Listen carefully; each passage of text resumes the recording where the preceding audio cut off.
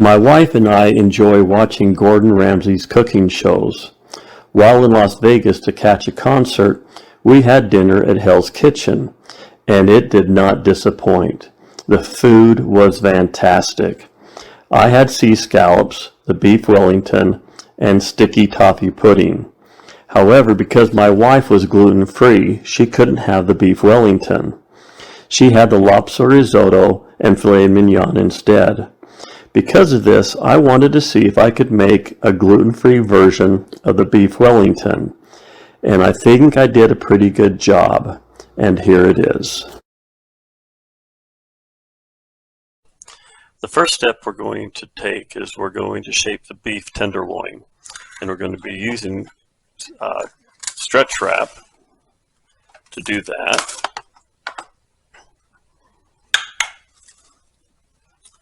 So we're going to take our first piece and lay it down here, and we want to shape it into like a round ball. So we're going to roll it one way and just wrap this around so we can kind of form it into the final product. If you can just imagine like a round baseball, so to speak.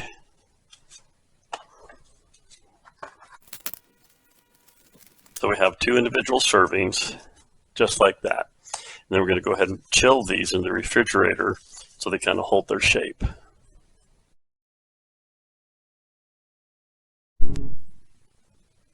The next step is to prepare the mushrooms. So we're going to add a little bit of olive oil into a frying pan to fry the mushrooms. And the whole point is to turn the mushrooms into a paste.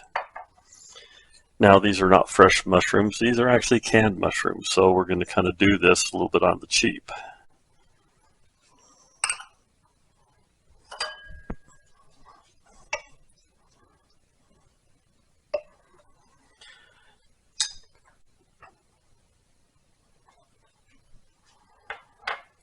And we're going to add just a little bit of salt, a little bit of pepper, and just a pinch of thyme.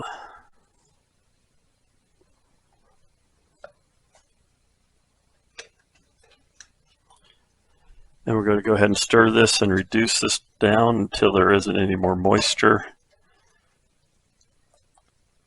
And so that once everything is dried out, we can put it into a blender or a KitchenAid, to a food processor, and turn it into a paste.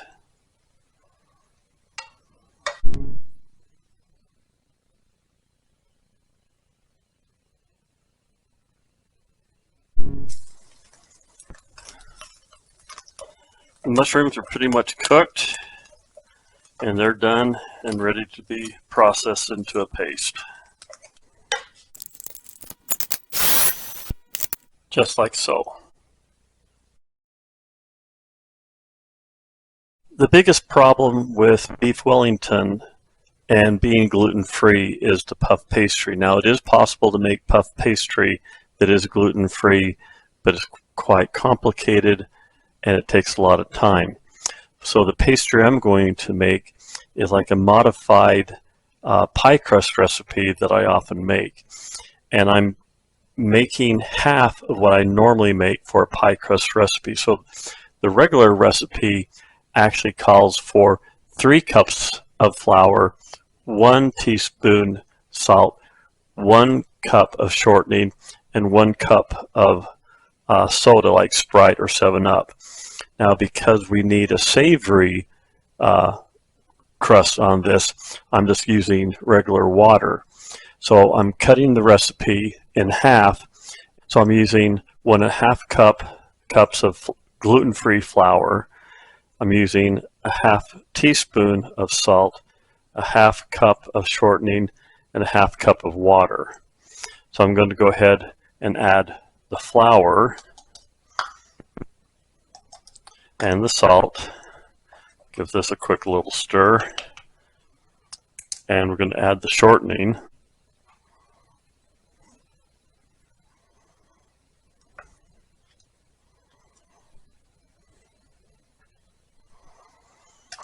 And we're going to go ahead and chop this up.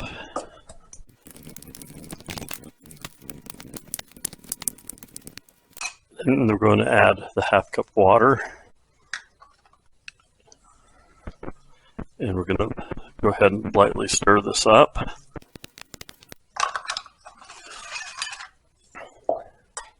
And we're going to put down 2 pieces of saran wrap that are going to overlap each other by about 2 or 3 inches.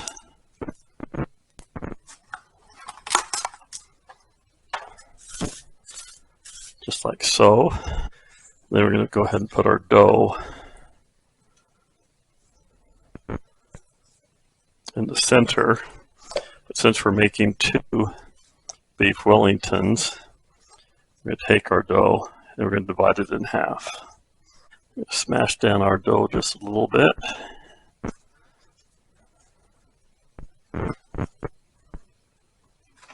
We're going to take another sheet and cover that up. And then we're going to roll this out. Then we're going to take the top sheet that we put down and we remove that off the top. Now we're going to be constructing this backwards. Now this is our beef tenderloin. So if you take a look at this, you can kind of see how much pastry we need and how much beef tenderloin. I mean, this could have been almost any particular size, but because these are single serving pieces, we kind of have more pastry than we really need. And so we're going to think that we're going to wrap this up and over. So we don't want to have too much pastry. So we're going to have to trim some of this pastry. And as we wrap this over, we're going to have some extra pastry on the sides. So we're going to have to kind of like deconstruct this and make this into a box where we're going to have some fold joints. Hopefully that will make some sense. So I'm going to take a butter knife here and I'm going to score this with some V shapes here where we don't want to have overhanging or overlapping pastry.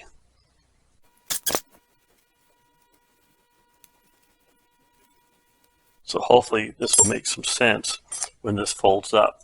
That way we don't get double the amount of pastry on the sides. So I'm going to put this aside.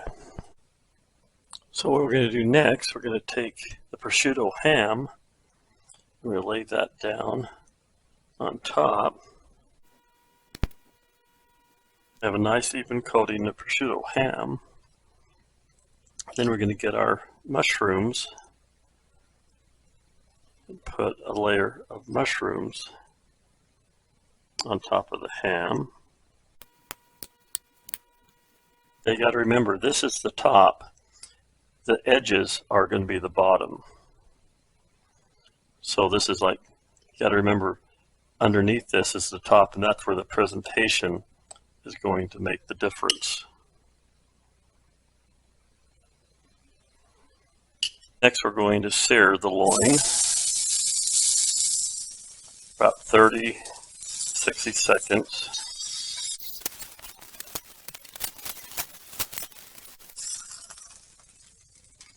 Then we're going to take the meat after it's been rested, place it in the middle there. Then we're going to gather up the sides.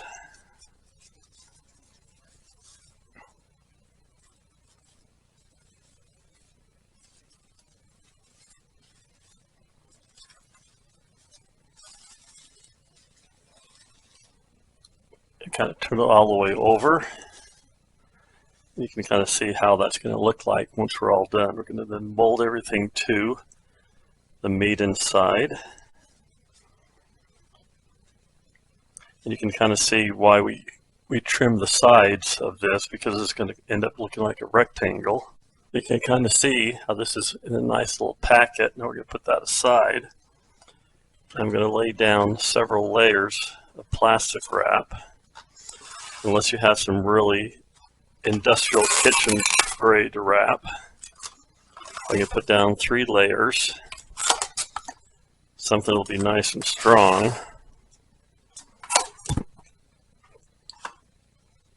And I'm going to put this in the center and gather everything up nice and tight. I'm going to twist this to hold so it holds its shape.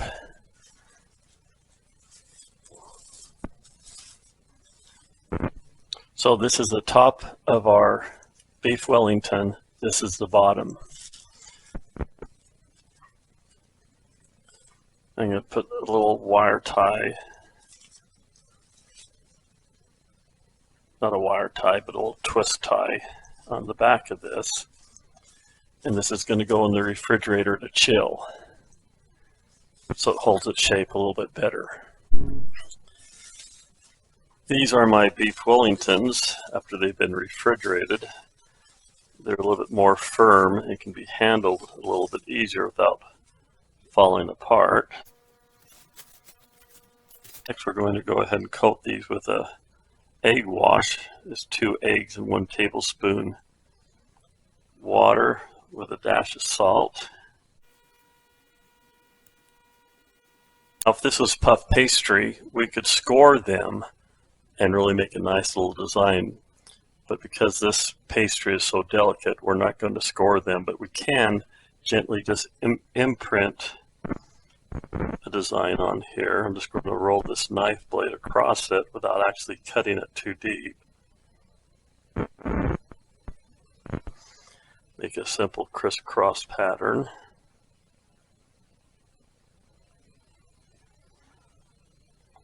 I'm not going too deep into this, like so. So this is all ready to go into the oven. Maybe give you a little bit closer look at this. But this is going to go into the oven for 15 to 20 minutes at 400 degrees. And then we'll let it rest and we'll add this to the rest of our dinner. This is a Beef Wellington right out of the oven.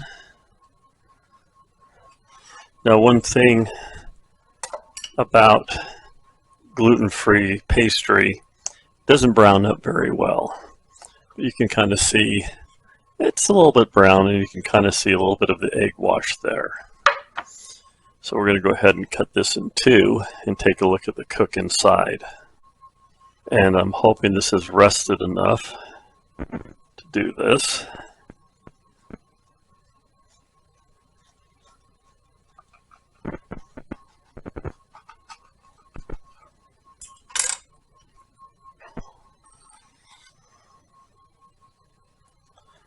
So let's take a look at that, and that is medium rare, just how it should be. So I'm going to go ahead and plate this, and we can take a look at the final. But oh, that looks good. That came out really nice. So we have the Beef Wellington here on top of some garlic mashed potatoes.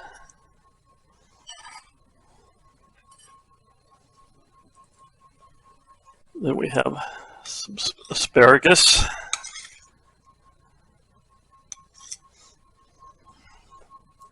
And then we got some sauce for the Beef Wellington. And I'm going to hold off on my wife just to make sure she likes the sauce. So there we go, Beef Wellington and asparagus, and this is going to be our 40th anniversary dinner, and I'm looking forward to it. Gluten-free, so there you have it. If you happen to be gluten-free, doesn't mean you can't have some of the nicer things in life. So I hope you try this recipe, and if you do, please subscribe, and I hope you enjoy life and eat well.